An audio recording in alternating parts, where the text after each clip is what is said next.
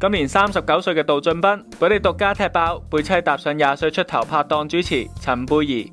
前女友文欣晴日前接受本刊訪問嘅時候，話自己同杜俊斌好耐冇聯絡，唔想評價太多，明顯仍然想維護前度。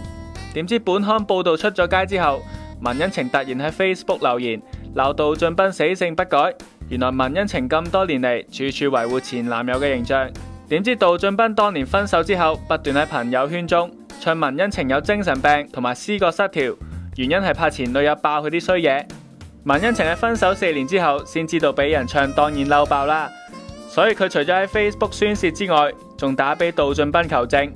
咁其實我自己琴日都有直接揾阿杜俊斌嘅，我有直接問佢嘅，即係我有直接話你做咩事啫？咁樣亂咁同人講，我幫你咁多嘢，你做咩事先？你點解要咁樣講先？咁我最後咁當然佢有同我講對唔住嘅，佢有同我講sorry 啊，話嗰陣時真係即係嬲啊，即係我哋中間嘅關係搞到好差點咁樣。你問我會覺得佢個目的係想幫人食藥咯，即係俾藥人食咯，落藥咯，即係佢驚我爆啲嘢出嚟嘛。佢驚如果我突然間有一日黐條筋，突然間想爆佢啲嘢出嚟嘅時候，咁等人唔好信我嘛。最後，文欣晴話自己雖然仲嬲，但過咗一晚就好啲啦。